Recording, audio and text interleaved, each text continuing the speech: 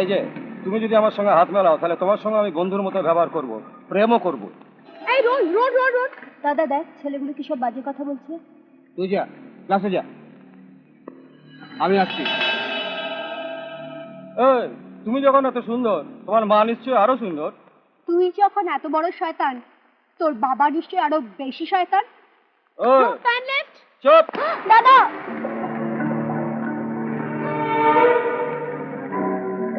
Zoom কর zoom কর।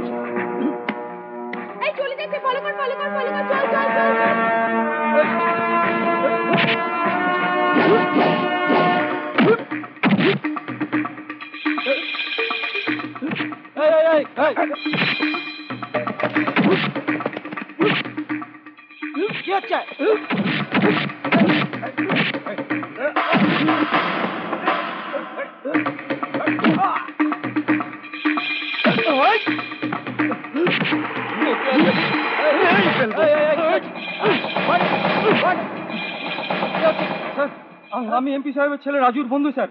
ও আমাকে শুধু শুধু মেরেছে স্যার। ওকে অ্যারেস্ট করুন। স্যার ও মিথ্যা কথা বলছে। আমার বোনের হাত ধরে টানাটানি করছিল, আমার বোনকে বাজে কথা বলেছে স্যার। হ্যাঁ মিথ্যে কথা। আপনি এমপি সাহেবকে ফোন করুন। Hello, good morning sir, inspector Khan বলছি।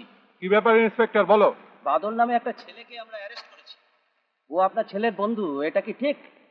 রাজু, বাদল নামে তোমার কোনো বন্ধু আছে? হ্যাঁ হ্যাঁ, সে আমার ক্লোজ ফ্রেন্ড। হ্যাঁ ইন্সপেক্টর, বাদল রাজুর খুব ক্লোজ ফ্রেন্ড। ওকে ছেড়ে দাও, ওর পরিবর্তে অন্য কাউকে অ্যারেস্ট করো। Sir okay sir. এই চলো চলো চলো চলো চলো কামান। স্যার আপনি আসল ঘটনা না জেনে আমাকে অ্যারেস্ট করছেন। পুরো কলেজের সামনে মেয়েদের টিজ করছিল, আমার বোনকে বাজে কথা বলেছে। স্যার স্যার আমি কোনো কথা শুনতে চাই না, জিপে ওঠো প্লিজ স্যার। ওয়েট স্যার, আপনি কে? আমি আলফা টিভির সাংবাদিক। ও যা বলছে সব ঘটনাই ক্যাসেটের মধ্যে রেকর্ড করা আছে। ও নির্দোষ স্যার। ক্যাসেটটা দিন। না, আজকে যদি আপনি ওকে সত্যি অ্যারেস্ট করে নিয়ে যান না, আজকে সন্ধ্যেবেলায় আলফা টিভিতে এই সব ঘটনা দেখানো হবে। সারা দেশের লোকেরা দেখবে কি কিভাবে পুলিশের একজন কালপ্রিটকে ছেড়ে একজন নির্দোষকে অ্যারেস্ট করে নিয়ে যায়। তখন কিন্তু আপনাদের পুরো ডিপার্টমেন্টের ওপর অনেক প্রেশার আসবে। এই ওকে ছেড়ে দাও, বাদলকে তোলো। আমাকে কিন্তু ভালো হবে না।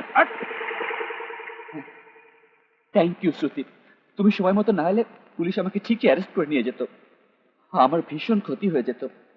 কাল আমার জীবনের ভীষণ গুরুত্বপূর্ণ দিন।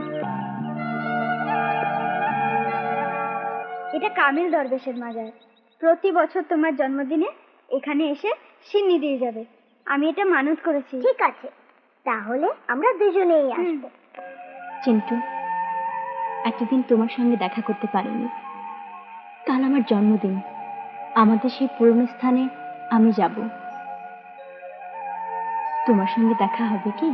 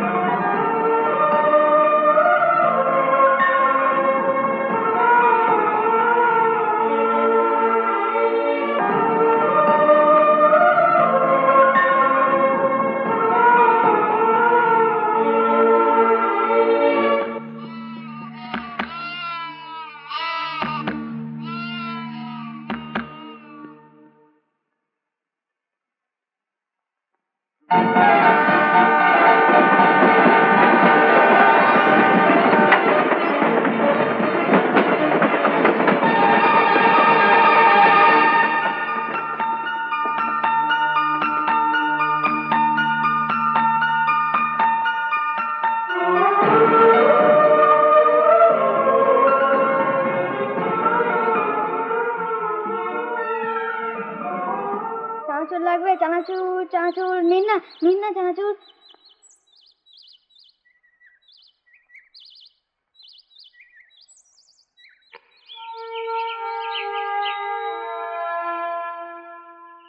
এখন তুমি কি করতে চাও?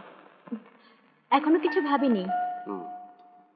তুমি যদি হায়ার এডুকেশনের জন্য বিদেশে যেতে চাও, আমি ব্যবস্থা করতে পারি। না ড্যাডি, আমি দেশেই থাকতে চাই। তাহলে আমি তোমার সম্বন্ধ দেখতে পারি? আপাতত না। তুমি হায়ার স্টাডিজ করবে না, বিয়ে করবে না, তাহলে করবে নাকি? যাক না কিছুদিন, তাড়াহুড়োর কি আছে? আপনার ফোন। হ্যালো। হ্যালো আনু, আমি অরুণ বলছি। Excuse me. How are you? Fine. Aunty uncle কেমন আছে? All are okay. আগে তুমি বলো, তোমার সেই ছোটবেলাকার বন্ধুর সাথে দেখা হয়েছে? না। তোমার জন্মদিনে তোমাদের সেই পুরনো জায়গায় ও আসেনি? না। হয়তো সে কোনো কারণে সেদিন আসতে পারেনি। এখন তুমি কি করবে? আমি ঠিক করেছি আমাদের ছোটবেলার ঘটনা নিয়ে একটা গল্প লিখব। কি বলছো তুমি? হ্যাঁ, শুধু তাই নয়, কোনো সাপ্তাহিক পত্রিকায় ধারাবাহিক হিসেবে ছাপাবার ব্যবস্থা করব। যদি চিন্টু কখনো সিরিয়ালটি পড়ে, তখন সে আমাকে নিশ্চয়ই খুঁজবে। তুমি আমার হাসালে আনু। এই ইন্টারনেটের যুগে কত পার্সেন্ট লোকই বা সাপ্তাহিক পড়ে বলো তো? 10%ও নয়। আমি 10% সুযোগও হাতছাড়া করতে চাই না। আমি এডিটরের সঙ্গে দেখা করতে চাই। তার সাথে দেখা করে কি হবে? আমি ছোট্টবেলা থেকে তাকে যেমন দেখেছি না, এখনো ঠিক তেমনই তার চেহারাটা আছে। আসলে আমি একটা গল্প লিখেছি, এটা সিরিয়াল হিসেবে ছাপাতে চাই। আচ্ছা, ওকে। গল্প নিয়ে আপনি ভেতরে নিশ্চয়ই যেতে পারেন, কিন্তু ভেতরে গেলেই তিনি জিজ্ঞেস করে বলবেন তোমার বাবা মা দাদা দিদি কেউ রাইটার ছিলেন কিনা। শ্রুতি, বাবা, আমি তো তোমারই কথা বলছিলাম এতক্ষণ ধরে। আমি সব শুনেছি। ওকে ভেতরে আসতে বলো। হ্যাঁ, যান, গেলেই টের পাবেন। কোন ছবি থেকে তুমি গল্প লিখেছো? স্যার, এটা real love story. Real love story? হ্যাঁ। কোথায় এবং কখন এই ঘটনা ঘটেছে? 12 বছর আগের ঘটনা। কার ঘটনা? আমার বন্ধুর। কমপ্লিট করেছো? 50 পাতা লিখেছি। যদি আপনার পছন্দ হয় আরো লিখবো। তোমার নাম কি? রেনু। গল্পের কি নাম দিয়েছো? মনের মাঝে তুমি। দেখি।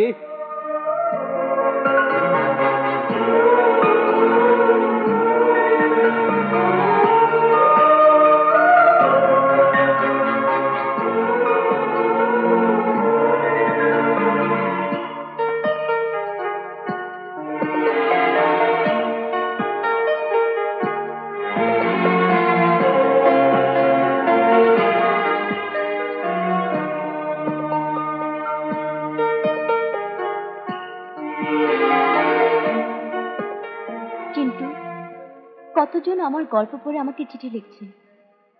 কবে যে তুমি পড়বে আর কবে তোমার সাথে দেখা হবে কে